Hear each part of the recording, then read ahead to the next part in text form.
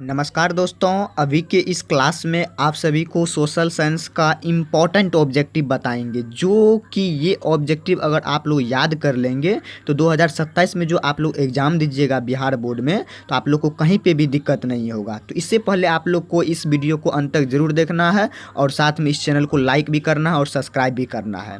तो चलिए, सबसे पहले आप सभी को बोर्ड के पेपर मिलते ही खंड अ देखने को मिलेगा, जिसमें वस्तुनिष्ठ प्रश्न दिया रहेगा, जिनमें प्रश्न संख्या 1 से लेकर 70 तक ऑब्जेक्टिव दिया रहेगा। इनमें से 4 विकल्प भी दिए रहेंगे, ठीक है ना। तो जिनमें से किन्हीं एक सही रहेगा। इनमें से आपको 35 प्रश्नों का ही उत्तर अपने OMR शीट पे देना है, ठीक है ना। तो सबके लिए यहाँ पे एक एक अंक निर्धारित दिया गया है। तो चलिए, सबसे पहला क्वेश्चन नंबर 1 नंबर, जो कि बहुत ही VVI है। भारत में प्रथम जल विद्युत संयंत्र की स्थापना कहाँ की गई थी? प्रथम बार जल विद्युत संयंत्र की स्थापना तो ऑप्शन नंबर बी आ जाएगा, दार्जिलिंग में किया गया था। तो बी नंबर राइट आंसर आ जाएगा। चलिए, नेक्स्ट नंबर में क्वेश्चन नंबर 2 नंबर में, गुजरात का कच्छ प्रदेश किस भूकंपीय जोन में आता है? तो किस भूकंपीय जोन में आएगा? तो ऑप्शन नंबर डी आ जाएगा, जोन 5वां में आएगा, ठीक ना। तो option number D right answer. चलिए, नेक्स्ट क्वेश्चन नंबर 3 नंबर में, किस नदी को बंगाल का शौक कहा जाता है? बहुत ही इंपॉर्टेंट VVI है, ठीक ना, 2027 के एग्जाम के लिए। तो किस नदी को बंगाल का शौक कहेंगे? यहाँ पे ये पॉइंट बन गया, ठीक है ना, ये पॉइंट बन गया। तो किसको कहेंगे? तो यहाँ पे दामोदर घाटी जो कहेंगे, इसी को हम लोग क्या कहते हैं? बंगाल का शौक कहा जाता है।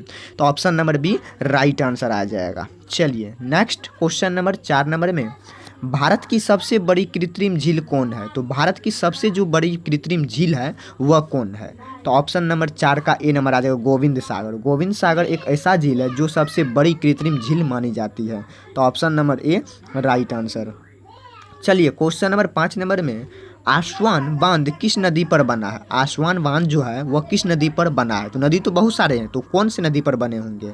तो ऑप्शन को पढ़िए, नील नदी, ब्रह्मपुत्र नदी, अमेजन नदी और गंगा नदी। तो ऑप्शन नंबर 5 का ए आ जाएगा, नील नदी पर आसवान बांध बनी हुई है, ठीक है ना। तो option number A right answer. चलिए, क्वेश्चन नंबर 6 नंबर में, 2011 में जनगणना की दृष्टि से भारत का विश्व में कौन सा स्थान था? तो 2011 की जनगणना के अनुसार जब भी हम लोग देखेंगे भारत का विश्व का स्थान, तो कौन सा हो जाएगा? तो प्रथम, द्वितीय, तृतीय, चतुर्थीय। तो 6 का बी नंबर आ जाएगा, द्वितीय आ जाएगा, ठीक है ना। तो option number B right answer. चलिए, नेक्स्ट नंबर में चलते हैं। क्वेश्चन नंबर 7 नंबर में, भारत किस जल डमरूद्ध मध्य द्वारा श्रीलंका से पृथक हुआ? श्रीलंका मतलब क्या? श्रीलंका से अलग किया गया। तो 7 का राइट आंसर आ जाएगा, ए नंबर, पाक जल डमरूद मध्य से, ठीक है ना। तो option number A right answer आ जाएगा। चलिए, 8 नंबर क्वेश्चन देखिए, गंगा मैदान की पुरानी जलोढ़ मृदा को क्या कहा जाता है? तो गंगा मैदान की जो पुरानी जलोढ़ मृदा है, मृदा मतलब मिट्टी हुआ, कण हुआ, तो उसे हम लोग क्या कहेंगे? तो इसमें भी बहुत प्रकार होते हैं, तो खादर, बागर, रेगुर, इनमें से कोई नहीं। तो 8 का राइट आंसर आ जाएगा, बागर एक ऐसा मिट्टी है जो गंगा मैदान के पुरानी जलोढ़ मृदा में कहा जाता है, ठीक है ना। तो ऑप्शन बी राइट आंसर। चलिए, 8 नंबर क्वेश्चन, निम्नलिखित में कौन जर्मन चांसलर था? तो इनमें से आपको जर्मन चांसलर के बारे में बताना है, कौन था। ऑप्शन ए नंबर में मेजनी, हिंगेल, बिस्मार्क, विक्टर एम्यूनेल, ठीक ना। तो 9 का राइट आंसर सी नंबर आ जाएगा, बिस्मार्क जो था यह जर्मनी का कौन था? चांसलर था। तो option number B right answer आ जाएगा, ठीक ना। अगर पूछ दिया बाय चांस जर्मनी का चांसलर कौन था, तो बिस्मार्क था। याद रखिएगा, बहुत ही इंपॉर्टेंट है। जो भी हमारे प्यारे छात्र होंगे या छात्राएं होंगे 2027 के बिहार बोर्ड में बैठने वाले एग्जाम देने के लिए, तो उनके लिए वीडियो बहुत ही इंपॉर्टेंट है, ठीक है ना। देखिएगा और अपने दोस्तों तक जरूर से शेयर कीजिएगा। और रहा बात, आप लोग इस चैनल में ज्वाइन भी हो जाइएगा और लाइक सब्सक्राइब जरूर से कीजिएगा। चलिए, 10 नंबर क्वेश्चन देखिए, नेप्ल्स की क्रांति कब हुई थी? नेप्ल्स की जो क्रांति हुई थी वह कब की गई थी?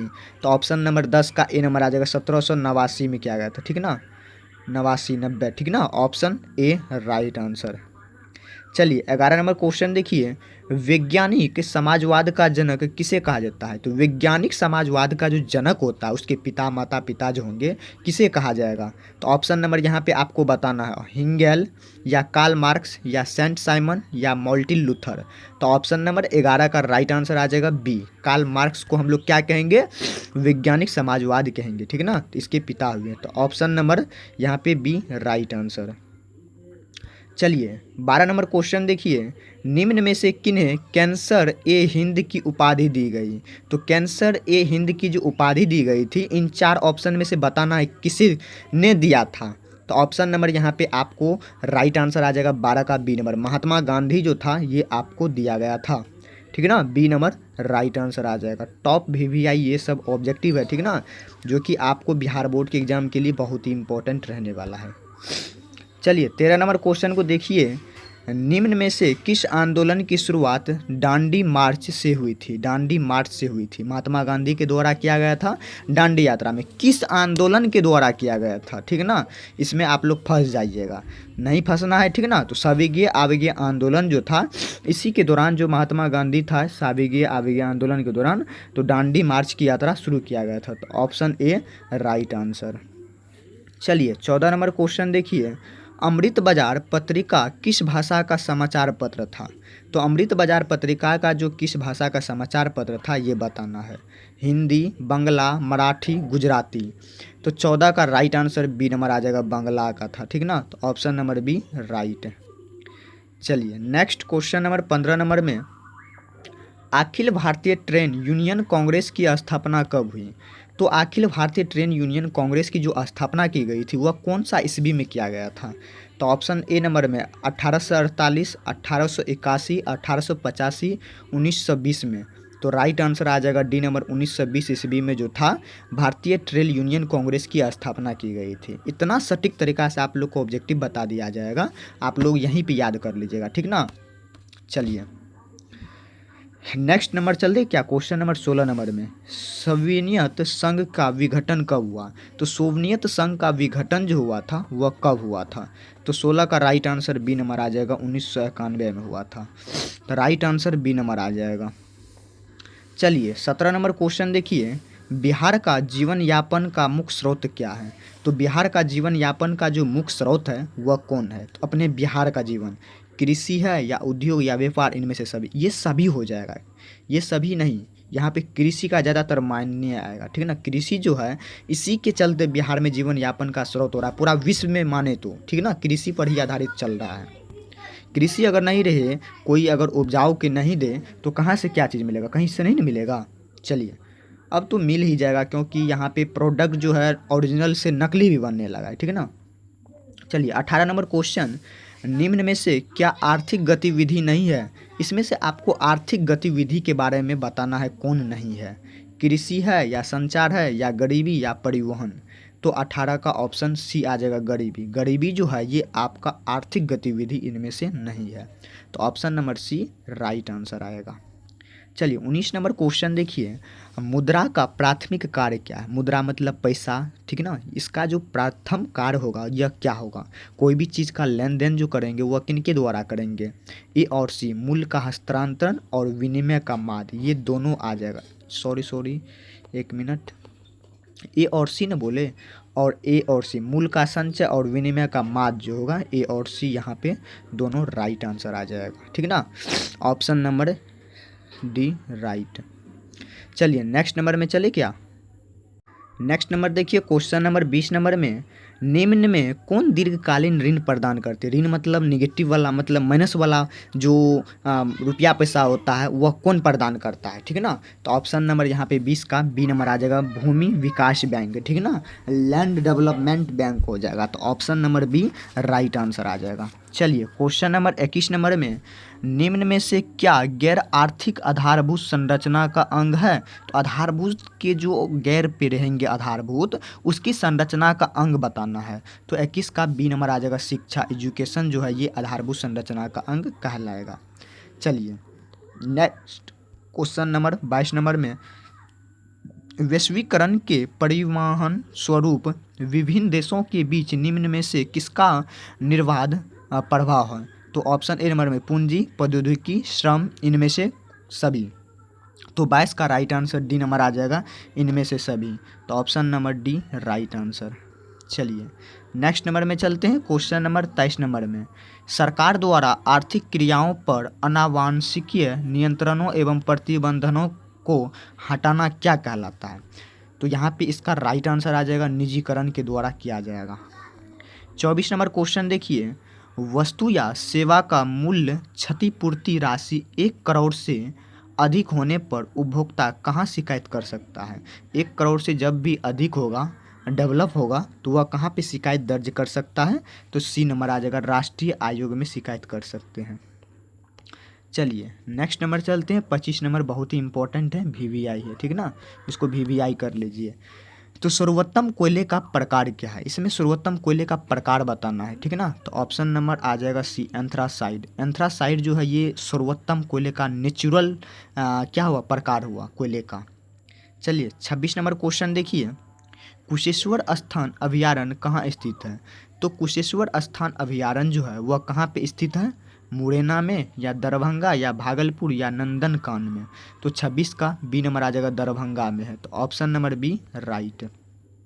27 नंबर क्वेश्चन देखिए, समोच्च जुताई कहाँ की जाती है? समोच्च मतलब पूरा देखे होंगे खेतों में आधा जुताई और समोच्च जुताई में फर्क रहता है, ठीक है ना। तो समोच्च जुताई क्या कहा जाता है? मैदानी क्षेत्र को, या तटीय क्षेत्र को, या पहाड़ी क्षेत्र को, या इनमें से सभी को? तो 27 का सी नंबर आ जाएगा, पहाड़ी क्षेत्र को समोच्च जुताई कही जाती है, ठीक है ना। तो option number C right answer, पहाड़ी क्षेत्र में ही समोच्च जुताई की जाती है।